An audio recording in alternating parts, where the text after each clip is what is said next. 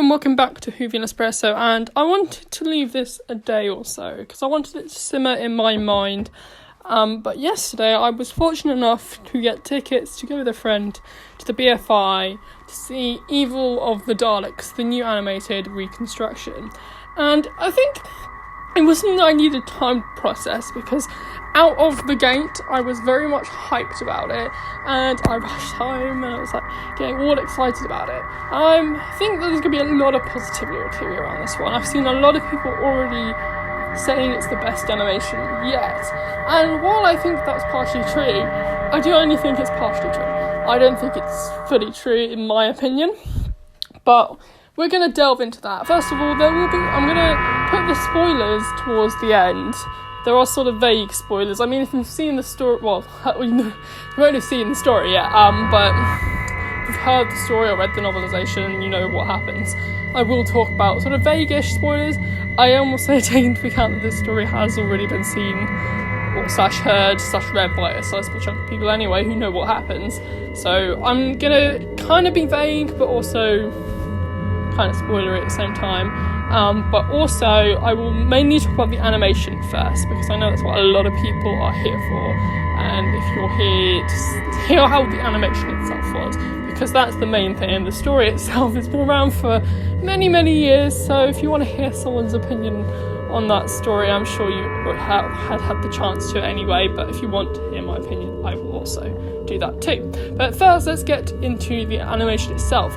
And there are two elements to this animation. There is a 3D component and a 2D component. All the character designs are done in 2D, and a lot of the sets and all the Daleks are done in 3D, which makes for an interesting combination. I think they merge it quite well.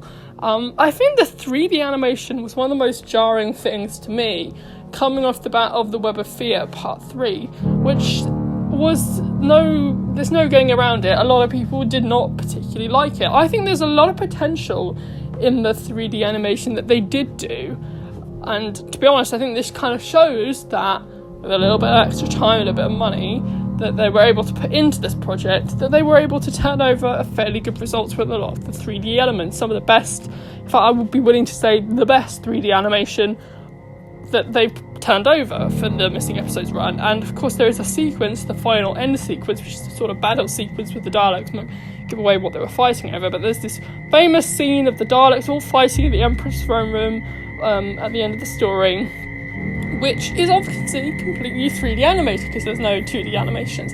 And it is a sight to behold. It is genuinely stunning. And I didn't really quite comprehend how amazing it was that I was also looking at a Doctor Who animation. So it really does show that they are able to put a lot of effort into these when they can, which really, I think, helps. But yeah, it's quite jarring considering that they went from using toys in the original to this amazing 3D animation. So yeah, I mean, the Daleks themselves just throughout the story look amazing. I think it's something that we know that these animations the full episode long reconstruction started with Power of the Daleks, and you can really tell how far they've come with the Daleks designs since then, actually, to be honest. There's a lot of movements that you didn't get in Power of the Daleks. For instance, Rob Ritchie on Twitter, who does a lot of the 3D animation, has been doing a countdown, and you can see them on his Twitter page. But you can see that there's this sort of lens, which, although was present on the Power of the Daleks one, that it would zoom in and out, I don't think they put as much detail into it as they have with Evil of the Daleks. You can see the little ridges of the lens, which I'm not even sure you can see on the original animation, but even if in the original episodes, but even if that were not there in the original animation, it really adds to the effect of the Daleks in this story. They really look quite modern and real, and sort of really elevated by having that lens. And obviously there's a scene on this sort of shadowy place where a Dalek is sort of patrolling, and through this mist there's a light that goes through it, and I really loved that sequence because it just looked so cinematic. And that's something that I was talking to with my friend. They really thought that there was a lot of cinematic elements to it, obviously helped by the fact that this is in 16:9, and there's a shot of the Daleks' Emperor's throne room with the TARDIS and the Dalek Emperor and loads of Daleks around him. And I'm just sitting there thinking, that looks so cinematic, and we discussed it, just how breathtaking and strange it was to see this classic Doctor Who story brought to life in 16:9 in a way that it just didn't seem possible. I mean, this was one of their favourite Doctor Who stories, along with Curse of Fenric, I think, was one of their favourites that they watched. But it's sort of just strange, because, like, particularly when you have an audio and then to not be able to imagine how it would look like in that widescreen. It really looked like a modern episode, which I think helped by it being in 16:9 and a lot of the 3D elements. It really brought it up to scratch.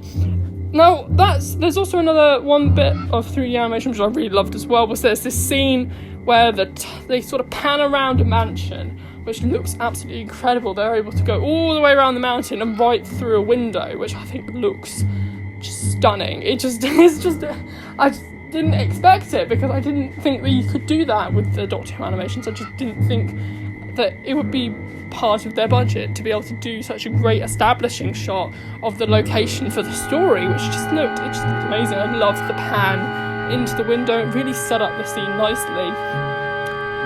I do have to say the grass looked a bit off. I don't know, maybe I'm imagining it, but I remember this sort of very pixelated area, but I might just be imagining that. I can't really remember. It was a day ago now, but that's just me picking at it a bit. I do have to say, the 2D elements, out of the 3 2D elements that I'm going to, there's 4. There's the big finished view of the deep character designs, there's the faceless ones, this one obviously, and Macra Terror. I think that's all of them. Of course, there's the 3D elements in Web of Fear, but they're in their own league. I think this probably, the character design in here does leave a little bit to be desired, particularly in the case of the 3 main leads. Maybe that's because I've just seen them so often, because the guest cast all looked fine to me, but there was something really off about Jamie, the Doctor, and Victoria, particularly Patrick Troughton. Although I was saying to my mum, actually, I don't think they've ever really captured Patrick Troughton quite right in any of them, even Macra Terror, although I think they get a lot of Macra Terror. They get a lot of Patrick Troughton's mannerisms quite nicely done, actually. I think it's just, it's nice to have it at all, to be honest, but I just think that the character designs were a little weak in this one, although they did mention on the panel afterwards they were able to add little sort of extra drawings to make the movements and get different angles of the characters' faces when you're animating them, which does add to it, I think. There are sort of more fluid movements, I think, in this animation. But yeah, that's the animation itself. Overall, another thing about the Daleks I wanted to mention was the little lights, the way they flash. You've got the reds, the orange and the yellows, which I just thought was fantastic. I loved how they would light up. It looked truly like... It's so strange because you don't see that in the black and white animation. I mean, particularly, we didn't get to see the black and white one, so I don't know how it turns out in black and white, but it looked absolutely amazing, and kind of honestly, it was a sight to behold. But yeah, I'm really excited for people to see this animation, because I think particularly those animated sections are going to go down well, particularly the final battle sequence in the Emperor's Throne Room. That truly, took my breath away at the end of the story. It was just such an epic moment. I mean, I think it does the Daleks justice, really. As a story, I'm going to get into story part now, because, forewarning you, these will be where the vague spoilers come into it. Obviously, at the time, this was intended to be the last Dalek story. And actually, I didn't really get it when I saw the original sequence, but actually seeing this animated sequence, I think it's a justifiable ending to the Daleks. I think it's a pretty damn decent one. Although we did all laugh, the whole audience laughed when Patrick Troughton said, "the final end." We were all just sitting there giggling like, "Oh, you have no idea." But yeah, it was truly an epic moment, honestly, in terms of both actual writing, in terms of the episode, the way it built up slowly with all the Daleks. There was throughout there was only a few Daleks, but then as you got towards the end, more and more Daleks came in, and it really started to feel like the threat was building up throughout the entire story, actually. And that's another thing about the story, is it hops from location to location. There's 3 locations overall. One in 1960s London, obviously taking on from the end of the Faceless ones. Then you've got the Victorian mansion.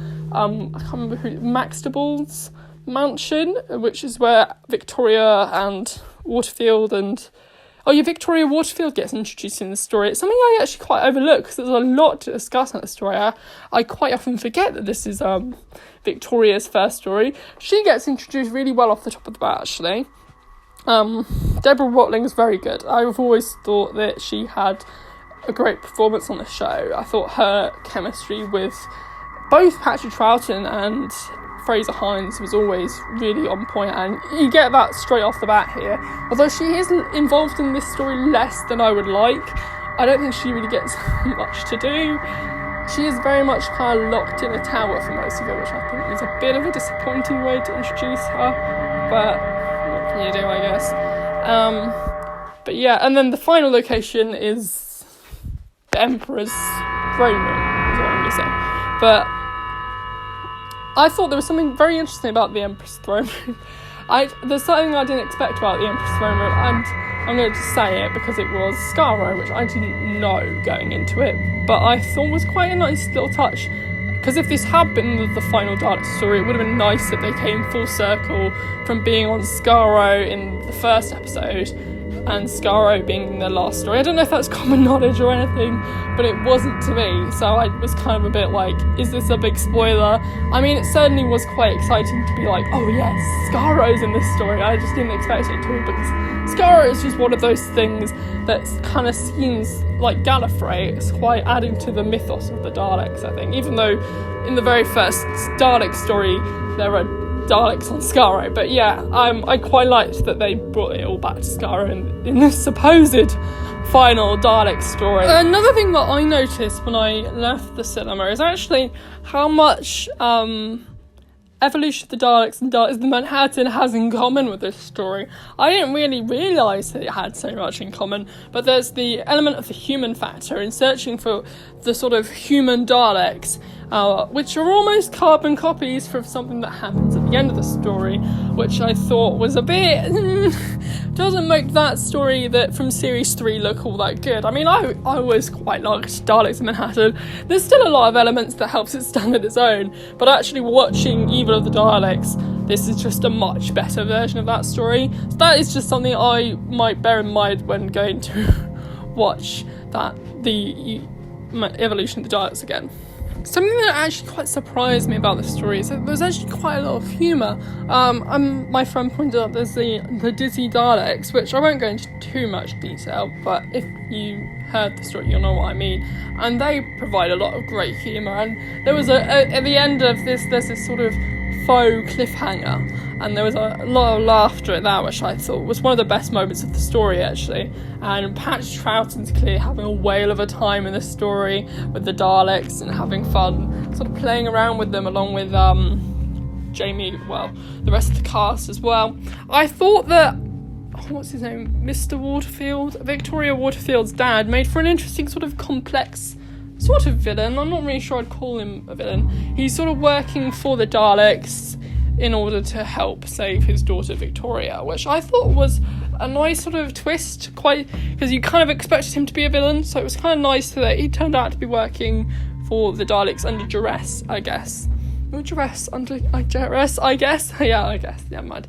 I guess. Anyway, moving on. But also there's Maxtable, who obviously turns out to be just working for his own ends, which didn't. So you kind of have a nice sort of parallel between Victoria Waterfield's dad and Maxtable, who are working for very different motives, it seems. And of course there's the manipulation of Jamie in this story, which I was talking to my friend about, and they were always just saying how the second Doctor sort of mirrors the seventh Doctor in Curse of Fenric, which I thought was interesting, because as I said, this is one of their favourite stories, and of course Curse of Fenric is also one of their favourite stories, so I thought it was interesting that both stories for them had sort of manipulation of the companions elements. But yeah, I think it's quite an interesting point though, that both stories shows that actually Seventh Doctor and the Second Doctor have a lot in common, and I guess in a way so does Ace and Jamie. In a way, they actually think about it, I can see a lot of parallels. They both seem like very close friends with the Doctor, and they both seem to be learning from the Doctor as well in many different ways, which I thought was an interesting parallel to make. So yeah, I was glad they pointed that out to me.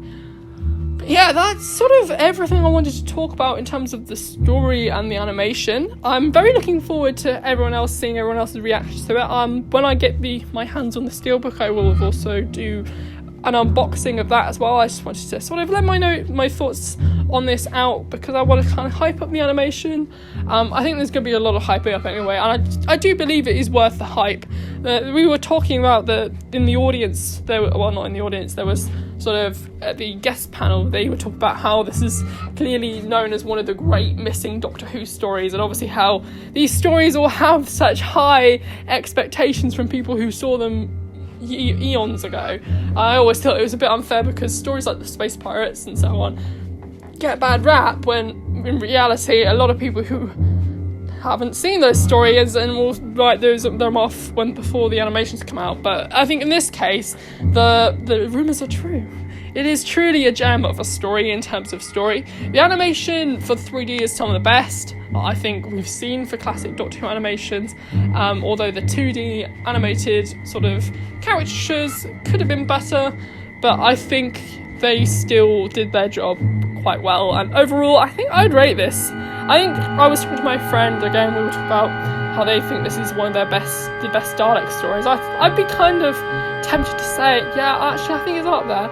I think it is up there, maybe top 5 Dalek stories for me. I think it's second best classic Doctor Who story for the Daleks in my opinion. So I'll give it a 10 out of 10 because it is pretty damn amazing. And the animation is pretty good to boot as well. Like, considering we just come off the Web of Fear, it's nice to have a sort of a return to form, I think. But yeah, that's my thoughts on the Evil of the Daleks animation, and I hope you enjoyed this review / first thoughts. It's not really a review, it's not really structured in any way, but I hope you enjoyed it either way, and I hope you enjoy the rest of your afternoon, evening, morning, and good night from me at Whoville Espresso. Thank you very much.